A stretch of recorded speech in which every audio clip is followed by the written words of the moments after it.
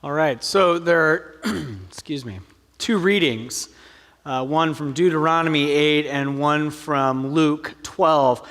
And they're really from two very different parts of the Bible. But we're going to look at each in turn and ask ourselves, what does this mean in terms of generosity? And how do these passages help us answer the question of how much do you have? So first, Deuteronomy. And Deuteronomy 8. Deuteronomy, you should probably at least know, is kind of a long speech. The Israelites had been wandering the wilderness for 40 years, and they're about to enter the promised land. And Deuteronomy is basically Moses telling the people of Israel, this is who you are. This is what God rescued you from. This is what God expects you to do. Like, you are my chosen people. You are the children of Abraham. You were slaves in Egypt, and I rescued you. And the law here, like, that's not just me kind of putting an end to fun, but this is how I expect you to behave. This is what it means to be an Israelite. And then he says, as Moses says, if when you get into the promised land, if you do all of these things, it will go well for you. And if you do not do these things, it will not go well for you. And spoiler alert, it did not go well for them. So with that in mind, he says, there we go, be careful that you do not forget the Lord your God, failing to observe his commands, his laws, and his decrees that I am giving to you this day. Otherwise, when you eat and are satisfied, when you build fine houses and settle down, and when your herds and flocks grow large, and your silver and gold increase, and all you have is multiplied, then your heart will become proud, and you will forget the Lord your God, who brought you out of Egypt, out of the land of slavery. So this is actually one of the most common refrains throughout the Old Testament. Do not forget who you are. You are God's chosen people, and God rescued you. The prophets say this constantly. And here, there's a bit of a twist. He's saying, hey, when you get into the promised land and life is good, and you have a nice house, and you've got gold and silver and large herds, like, don't allow your comfort to cause you to forget where you came from and what you've been through in order to get to this point. In a similar way, the great C.S. Lewis said that God whispers to us in our pleasure and he shouts in our pain. There's something about comfort and having complete abundance that is actually kind of unhealthy, because you will forget, you'll lose perspective. And so Moses continues, he led you through the vast and dreadful wilderness, that thirsty, waterless land with its venomous snakes and scorpions. Snakes don't bother me, but the scorpions, ugh. He brought you water out of hard rock. He gave you manna to eat in the wilderness, something your ancestors had never known, which makes sense. Manna is kind of a Hebrew pun. It means, it's like, what is it? To humble and test you so that in the end it might go well with you. So he's saying, again, when you get into the land where you're going, don't forget what it took to get here. You may say to yourself, my power and strength and the strength of my hands have produced this wealth for me. But remember the Lord your God, for it is he who gives you the ability to produce wealth, and so confirms his covenant, which he swore to your ancestors as it is today. And this is the point where I want to really zero in. He's saying it will be tempting to say, look what I have done and look what I have accomplished. Look at my success. I did this. I was strong enough and wise enough and hardworking enough. This is what I did. And Moses encourages them not to do that because it's not true. They end up where they're going because God brought them there. And this actually speaks to a very important and fundamental aspect of success and wealth. And that is this: when you find yourself successful, it probably has something to do with you making a lot of good decisions and working hard and having integrity and all of that. But success never happens in a vacuum. I'll tell you what I mean.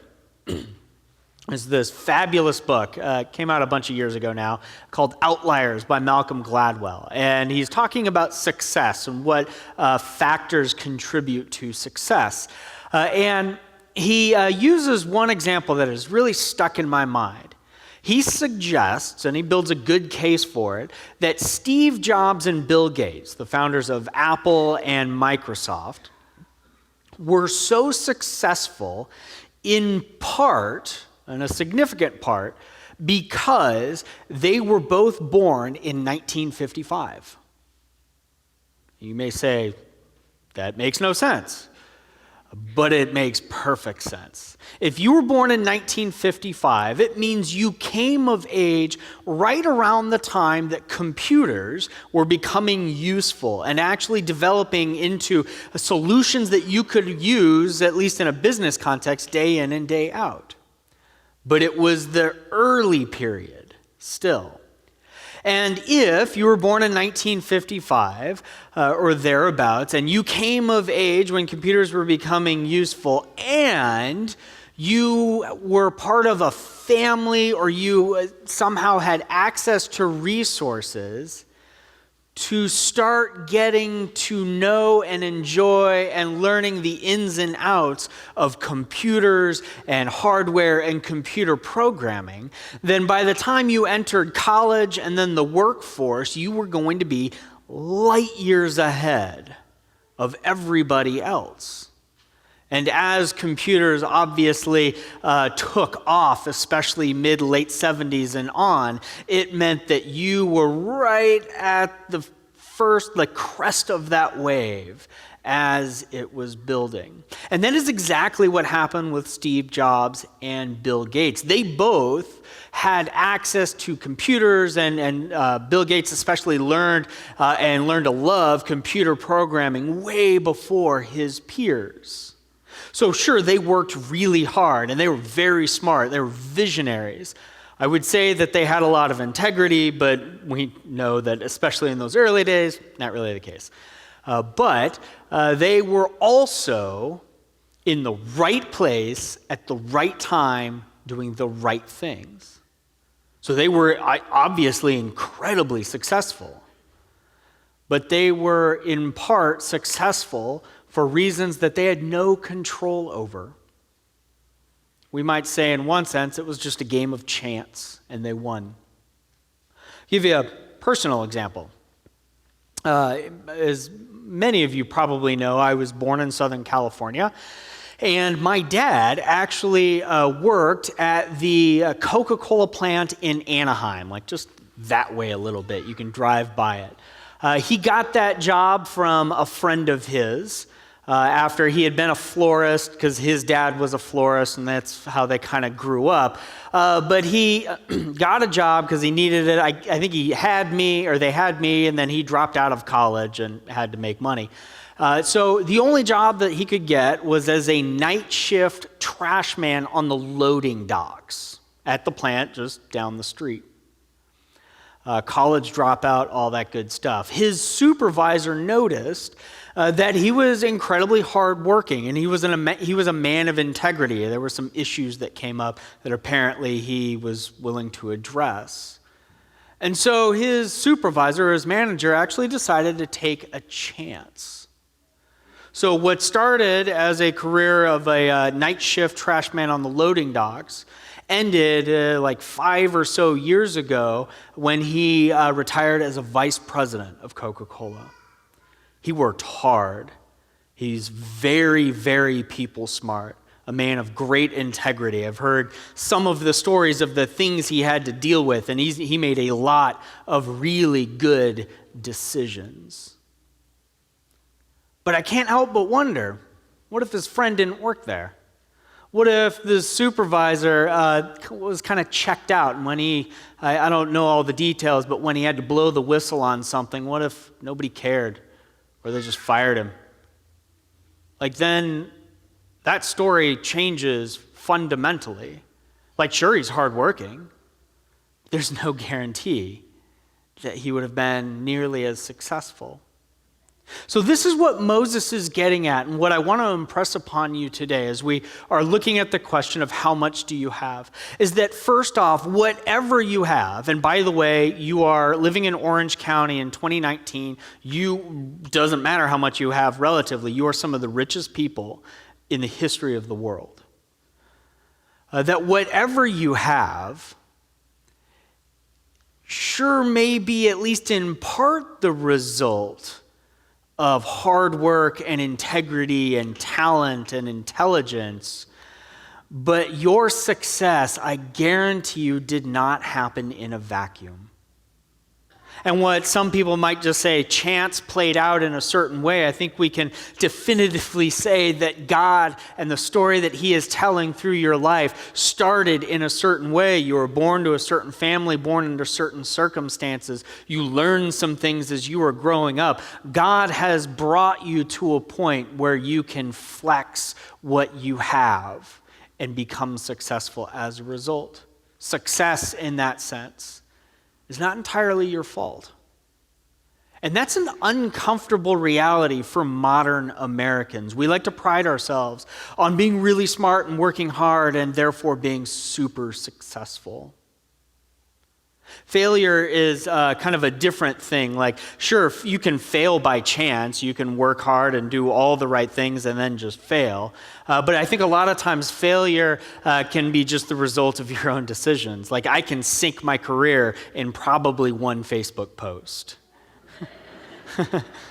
Not even going to begin to try to imagine what that would look like. But success is its own beast. And Moses is trying to impress upon the Israelites that your success and your luxury is really because of God and all of these other things outside of your control. Again, that's an odd thought for modern Americans. So with that in mind, we jump to Luke chapter 12. Someone in the crowd said to Jesus, "Teacher, tell my brother to divide the inheritance with me." And Jesus replied, "Man, who appointed me a judge?" I just love that, so I'm going to keep doing it. Man, who appointed me a judge or an arbiter between you? So we don't know the circumstances. They don't really matter. In the ancient world, your firstborn son gets the lion's share of the inheritance, which I'm actually okay with. I think that's a positive thing. Just my little brother would disagree. We don't know if we don't know what's going on. And to an extent, it doesn't matter. But the fact that he picks Jesus out and says, hey, he asked him to give a ruling means that he recognizes Jesus as a wise teacher. Like there's a lot of respect in this request. So then Jesus said to them, "Watch out, be on your guard against all kinds of greed. Life does not consist in an abundance of possessions." So Jesus is immediately zeroed in on something, that there's something wrong with this guy's heart. And it's true, life does not consist in the abundance of possessions. How much do you have? It doesn't matter. When you die, you're dead. So he told this parable. The ground of a certain rich man yielded an abundant harvest. That can happen in the ancient world and in especially first century agriculture, but it's rare. Most of the time, if you have land and you're a farmer, you are scratching out a living and you hope you have enough to cover all of your expenses. And if you don't, you're going to go into debt. He thought to himself, "Oh, what shall I do? I have no place to store my crops." And then he said, "This is what I'll do. I will tear down my barns and build bigger ones, and there I will store my surplus grain. And I'll say to myself, you have plenty of grain laid up for many years. Take life easy. Eat, drink, and be merry, for tomorrow we die." Wait, that's Dave Matthews. My bad. But God said to him, "You fool, this very night your life will be demanded from you. Then who will get what you have prepared for yourself? This is how it will be with whoever stores up things for themselves, but is not rich toward God." So that last statement is called a nimshal. It's like this summary statement. And we have a really odd juxtaposition. On the one hand, storing up things for yourselves, and then on the other hand, being rich toward God. And apparently those don't go together, which leads us to ask, what are we supposed to do? Now we have to translate some things here. Imagine Jesus speaking to this crowd.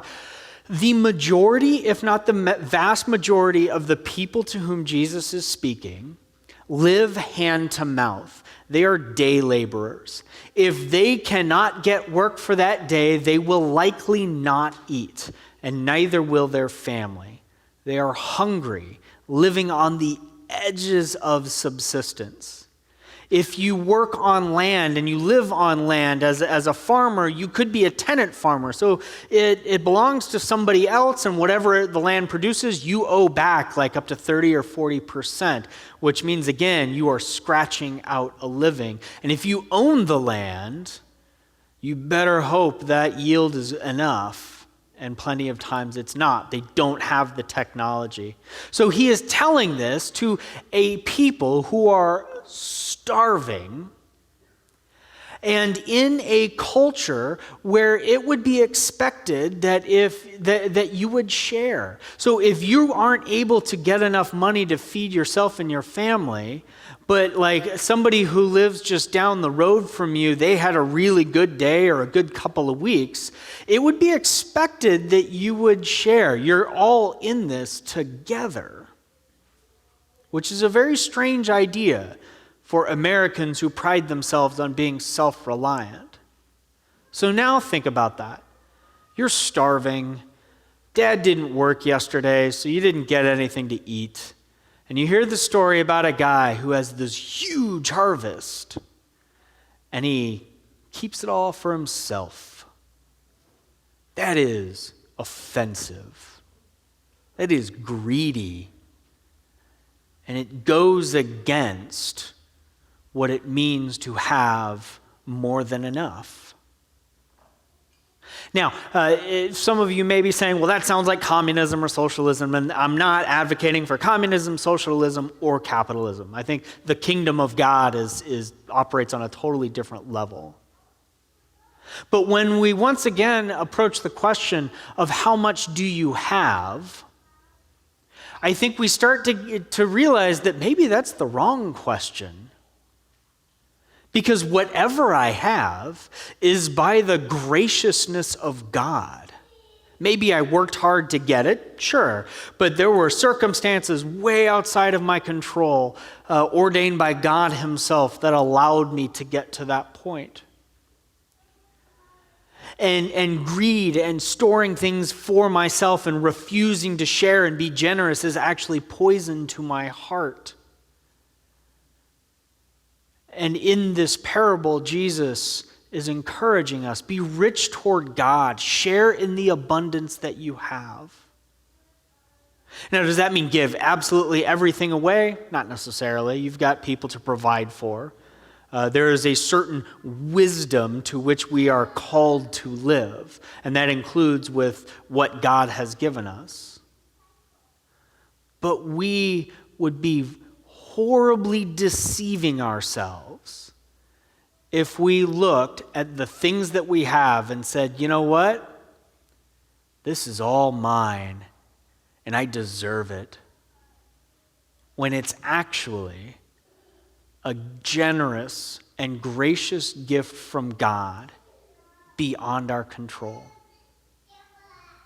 So think about what this has to say about the story in which you are brought up into as followers of Jesus. The Apostle Paul later would write that even though Jesus had this equality with God, he did not count that equality as a thing to be grasped or used for his own benefit, and instead he emptied himself. In Greek, it's kenosis or kanao. It's a self-sacrificing emptying for you. That as divinity lowered itself and took on flesh, it was for you. As Jesus, God's own Son, took on the human experience, including his death, it was for you. And as God raised Jesus from the dead, it is for you. You are caught up in a story of immeasurable generosity. That if God was willing to give his own Son so that you can walk free and forgiven, then may that generosity penetrate and flourish in your own heart. Because how much do we have? I don't know. But it is all a gift from God. Let's pray.